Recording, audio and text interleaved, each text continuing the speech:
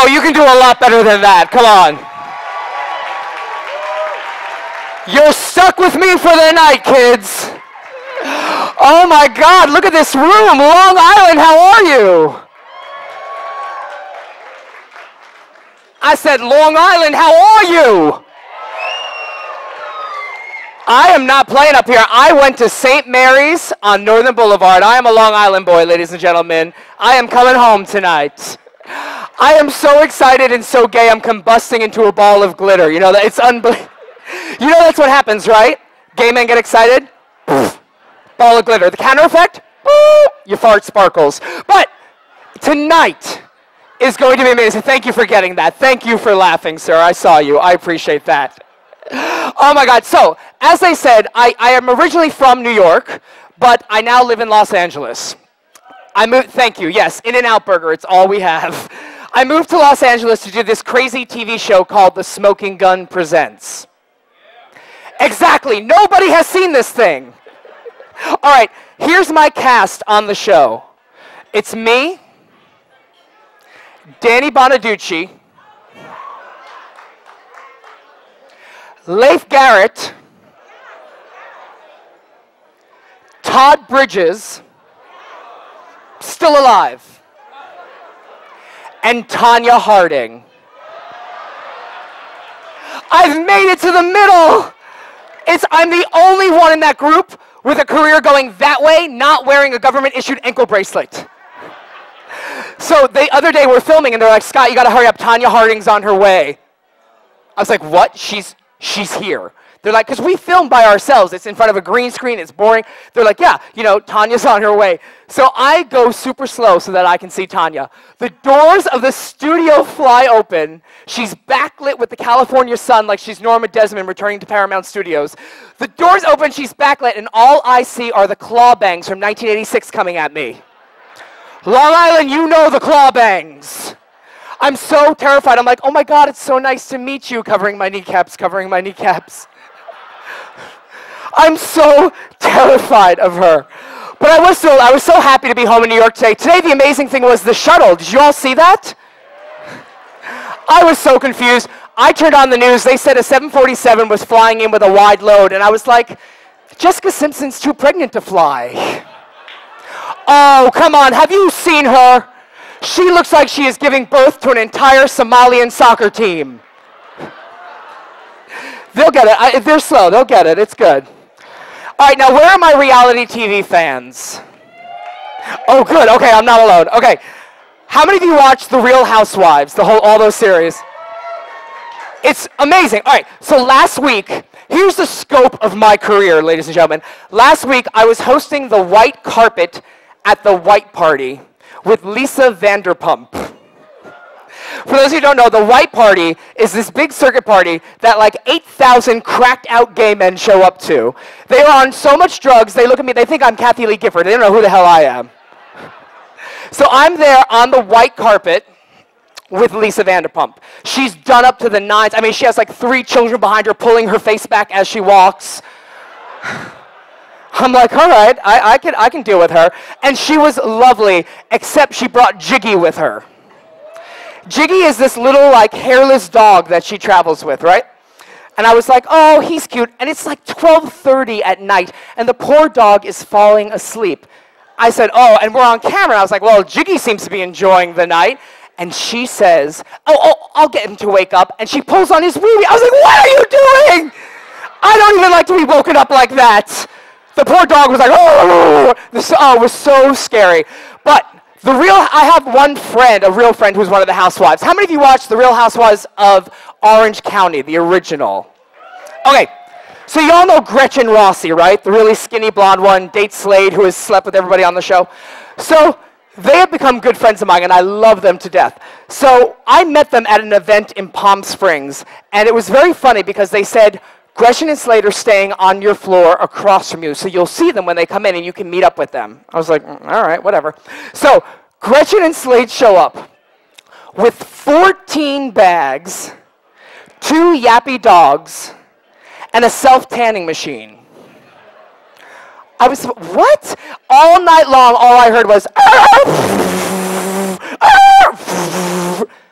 Gretchen Rossi walked into that hotel room looking like Casper the Friendly Ghost, and she walked out looking like Dee from What's Happening. I was like, what did they spray you with? Hershey syrup? What is that? And she's so funny. We were out there for this thing, a big event that's called the Dinosaur Weekend, and she got up on stage and called it the Dinosaur Weekend. Good, Gretchen, very good. But I do, as a gay man, I love my divas, right? We all love our divas. And I've actually had a chance to meet some of the divas that I love the most. Now, a few years ago, I had the honor of working with the late but great Miss Eartha Kitt. Eartha was amazing. Eartha was the only Catwoman, and she was amazing. But I go to see her, and she's recording in the studio. So she's in a studio wearing no makeup and a turban. So she kind of looks like Skeletor in a turban, but in a good way. So I go in, and I meet her, and I don't get starstruck. I don't. Like, I get it. People are people. It's fine. But Eartha and I kind of really hit it off. And I'm like, oh, my God, Eartha Kitt is my new best friend. So I'm teaching Eartha Kitt how to text, and you may not believe this, but I have a habit of sticking my foot in my mouth. And I did it in front of Eartha. We were having a great conversation. We were totally hitting it off. And I literally say to Eartha Kitt, oh, my God, that's so funny. You know, I actually do an impersonation of you. Gay men in the audience, don't ever meet your favorite diva and say, I did an impression of you. It's not even good impression. But now she's standing there waiting for it. So I launch into it. At first, I was afraid. I was petrified. Kept thinking I could never live without you by my side. But then I spent so many nights thinking how you did me wrong. And she stared me up and down for what felt like 47 minutes until she turned to me and said,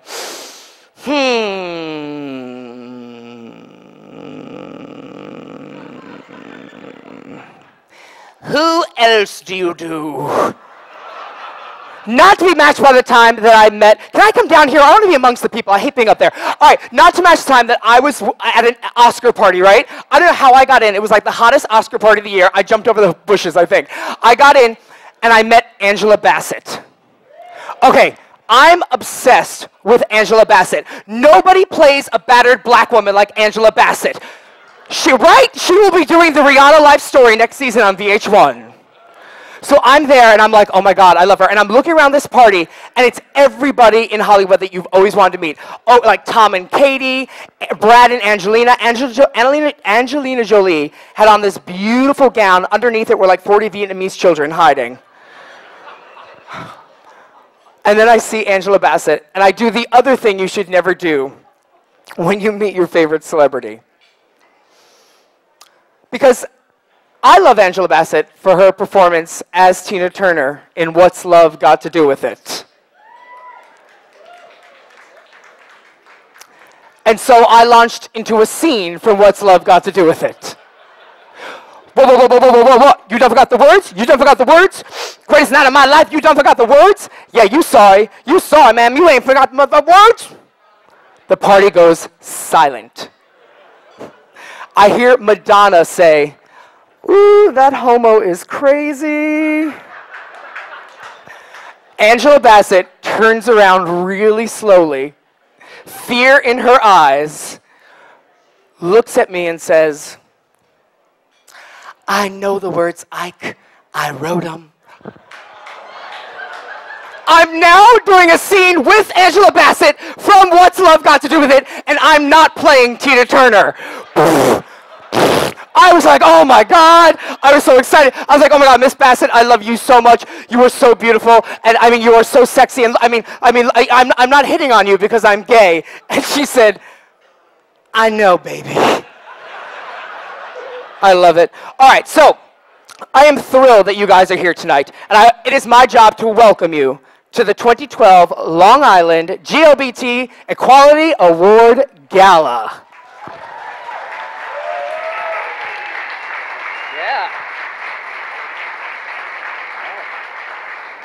So this is a great benefit, and a unique one at that, because it benefits the Long Island GLBT Services Network. Now let's just stop right there. Where are my straight men who were dragged by their girlfriends and wives and brothers and sisters here tonight? This is actually going to be a fun event, but in case you get bored, I have a drinking game for you. Every time I say GLBT, take a drink. You will be having fun in no time. It's so true, right? GLBT, I thought I was ordering a sandwich. It gets so confusing after a while. The bacon, lettuce, lesbian, gay, I don't know. I don't know. It's hard out here for a pimp. So as many of you know, this association is made up of 5 different organizations, all represented here tonight. The first one is the Long Island Gay and Lesbian Youth, known as Legally.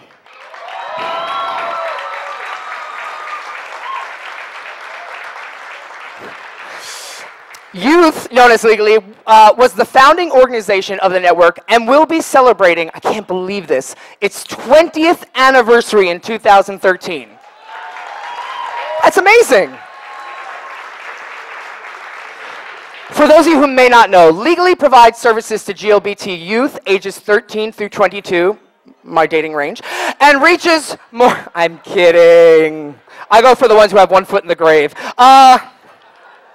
And one hand on the bank account. They reach more than 75,000 people a year. That is astonishing. The second group represented tonight is the Long Island GLBT Community Center, known as The Center, which operates Long Island's only GLBT Community Center, providing services for GLBT adults. Are you drunk yet?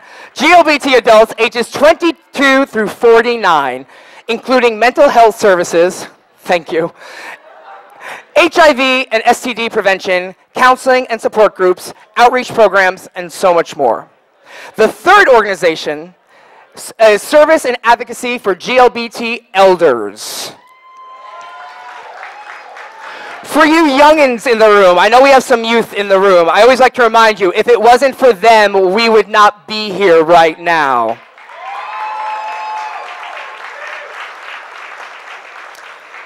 Sage Long Island is known for providing services to GLBT seniors ages 50 plus with health and social programming. They also provide a great home and a family for GLBT seniors.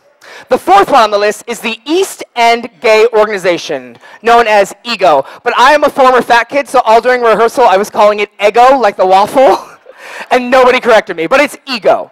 EEGO. It promotes equality and dignity for the GLBT residents of the East End, focusing on public policy, health, cultural, and charitable outreach programs. Last but not least, Equality Long Island. Equality Long Island is a 501c4 arm of the network, working on legislative and political advocacy. It's the newest of the network organizations working towards achieving equality through legislative agenda and supporting candidates that support the legislative agenda that we believe in, especially here on Long Island and in New York. All of these incredible organizations combined make up the phenomenal Long Island GLBT Services Network, and we are so thankful for everyone who is a part of those organizations.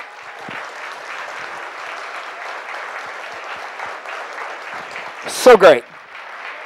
So on behalf of tonight's artists and performers and the volunteers and everyone working on this event, we thank you generously, and we are so appreciative of your commitment to the network and its mission of eradicating homophobia and transphobia on Long Island. We support them in creating a home and a safe place for the GLBT community and advocating for full equality on Long Island. Your presence here tonight engages you as an advocate for equality. Your support allows this great organization to provide Long Islanders with vital GLBT community services. I support this cause because I believe in it. It's one that provides direct GLBT services for Long Islanders and fosters a safe, more aware Long Island, which was something I did not have when I went to school in Long Island. And if I knew that this was here, my life would have been very, very different. So I am truly grateful as a former Long Island high schooler that you guys are here taking care of our youth, because they are the future and they will make the difference.